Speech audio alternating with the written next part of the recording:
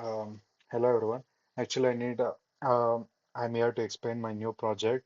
That is, I've named it as a RAGShield. So, so it's something like an secure enterprise RAG where we'll be putting a lot of documents once, and there's an special retrieval layer uh, what we call as ACL. Okay, so it should be what it's going to do is for every user, like there would be a lot of users over there. So it's going to do something like uh, take an example. There are user like owner. Um, there is owner, uh, employee, intern, etc. So everyone would be using same platform. So what he will be doing like. So the ACL is going to provide a separate access to each and everything. So like there would be a lot of documents. So all the documents can be accessed by the owner. Most of the documents would be accessed by the employee, and least amount of documents can be accessed by what do you call the interns. So the architecture goes like it will be the main thing is the UI which would be connecting with the Fast API, and the Fast API is again like it's a backend. So the contact will be happening through RESTful API. So yeah, we are using the PostgreSQL to store the user's data, roles data, ACLs, docs, audit, evaluation matrix, etc. And Qdrant for vector database store to get the vector matches and do etc. Okay. And for the chat model, embedding model, and for reranking, we are going with Ollama. Okay. So I don't have PostgreSQL in my machine, so I'm using with the Docker. So I'm getting the PostgreSQL from the Docker and using to connect to it. Okay. So let's dive to the UI part. So I've already logged into the UI. So this is a normal part, like what you get. So let's create a workspace. So the workspace is something like I have named it as a tenants. So workspace is you create like as I said previous, we can create a separate workspace for employee, owner, and interns. Or in a single workspace, you can make each and everyone work under a same workspace, but uh, but they will be having a different access. So let's create a new workspace, and I will name it as a company workspace. Okay, company tenant. Okay, uh, I guess that looks good for me. And let's go with username as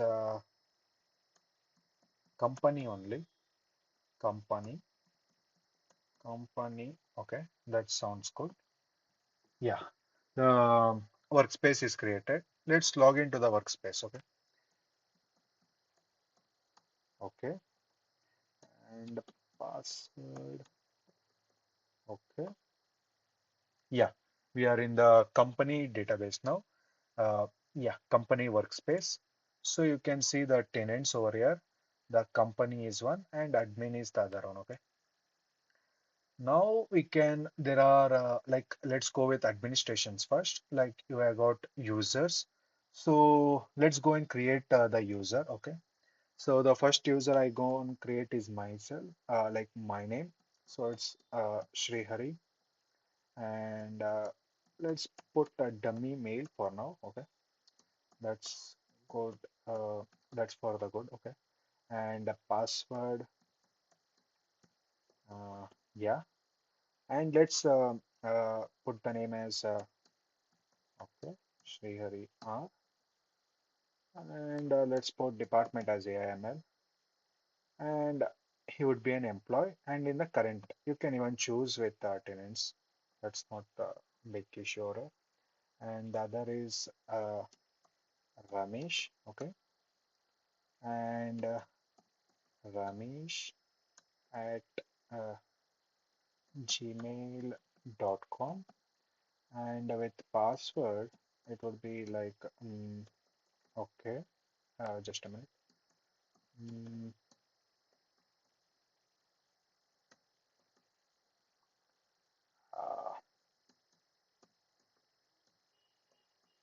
Yeah, and name is Ramesh. Department as ML. Okay, current tenant is also employee. Okay, we are done. Uh, so we have created with users. Let's go with models. We have got a lot like as we are going with Ollama. If we have installed lot of models with Ollama, like Ollama pool, then we can see all the models over here. Okay, the chat model and the embedding models. We can choose between them and the prompt and experiment. So the prompt versions, like the prompt versions, when it comes is when we are doing the canary experiments. So the canary experiments, which in terms explain think of you have an uh, you have two models like take an example, it's a DeepSeek one and another is Llama model. So when you want to put a same prompt to different models, we go with the canary experiments, like with the same prompt we'll be testing the two models which gets the best answer. That's for canary experiments. You can do with this, so that's no problem. And evaluation. So for evaluation, we have the recall at K, precision at K, MRR, and NDGC, etc. Okay. So what is recall at K? So like whenever you upload a lot of documents and whenever you ask a specific question, how much documents it's pulling at a time, and the documents which has it pulled, is it relevant to it or not, and etc. So for these all questions should be answered with the help of recall at K, precision at K, MRR, and DGC. Okay, so we can create a golden question and run an evaluation. It's going to provide the answer over there. And when it comes to observability, we can see that it's showing null. It's showing so because we have not used the chat option over here. When we use the chat option, it's going to get the details of the latency, etc. Okay. So the audit log is something like it would be logging all the details. So whenever a user or logins, we get to know what's happening. Now let's upload the documents. So like I'd be putting something like the company secret and name it as the company secret, and I'll go with AI auto because like with the manual I need to choose between what's the classification. So let's AI choose it. Okay. So how it's going to choose? If it is something like the secret thing or which should be accessed only the company admins like owners, then it would be restricted. If it is like available online to free, everyone can view, then it would be put under a public, like it would be the company policies, like how they work, who are they, etc. These are available in the online as well. So like it would be put under public. So like even though AI would be putting classifying it under a different classes, you will get an option for a review so that even if the AI misjudges the thing, you have control over what to do it. But it would be putting it to the, if it is not able to judge the thing, it would be putting it under the restricted so that not everyone would get to know the details what's present in it. When it's under restricted, only the admin should be able to view the details onto it. And if it is, if the uh, access is provided to some other, even he can view it. Okay. But public, everyone can use it. Okay. And let's put it as real salary. These details are not passed on to the model, but yeah, these are put as just we need to identify whenever we open the document, right? So for that we are putting the title over here. Even though if you don't put the title, there is no problem. But for our what do you call? Just to get to know what we are uploading and when we are revoking or deleting the documents, we need to have an idea what we just uploaded. That's the best way of doing things. Um, Okay, now let's go with permissions. Uh, maybe like for Ramesh salary like let's provide, yeah, you can see that I never gave the permission to Ramesh, but it has given the permission to Ramesh because there is a user named Ramesh in it, and the document is named as Ramesh, so it get access to it. But let's give the details to even admin as well, okay?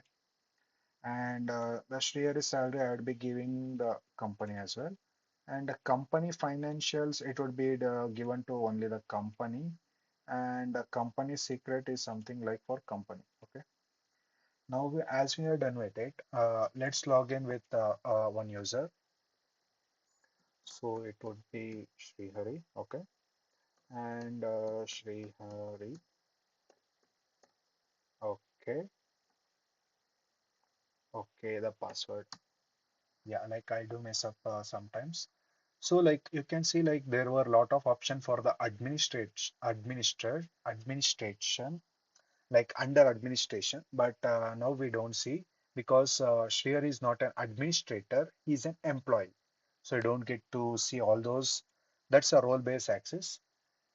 And you can see what are the documents that he possesses under his control. Those are company policies and his salary. Okay. Now let's chat, like ask the question like what are the company policies? And I'll say while the time the answer populates, let me say you why I'm using Ollama. Like before, I used to get the model from the Hugging Face, but now I use Ollama because like we would be what do you say? Like it's the best over in the market. Like as you don't need to go with you don't need to have to set up the CUDA support like if you need to set up a CUDA, then you need to download a specific version of TensorFlow so that it just connects with your GPU if you got a GPU in your laptop. Yeah, I got like RTX 3050. So in order, like I don't like every time setuping the CUDA. So I go with Ollama, which do the part of connecting with the CUDA, etc. If it even does the CPU offloading as well. Like next task, like what would be the question? What is the salary of Srihari? Okay, let's see. Like it would be getting the Srihari's salary as we have got the document in it.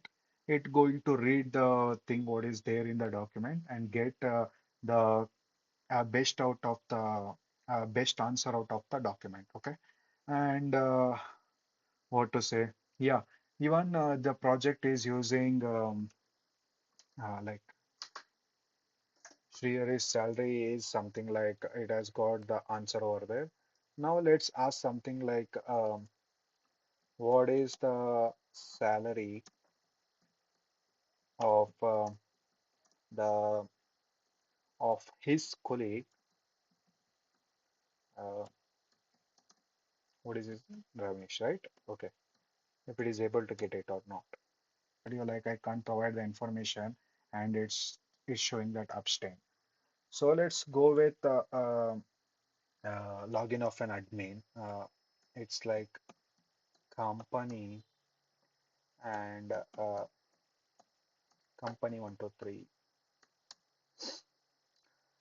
So when it comes to observability, now you can see that the it has changed over here, the data, how many requests were made, etc. And even I may have failed once. You can see that it has logged over here. And in audit logs, admin can every time see what's happening over here, like who is accessing what and what are the questions asked, like etc. Um, and Yeah, like this was the thing I was saying over here. So it's like golden question. You can just put the best question over there. Like uh, uh, it may be something like you put a serious, like when you go with a serious, like a serious deployment, then you measure the system, not not just even secure it.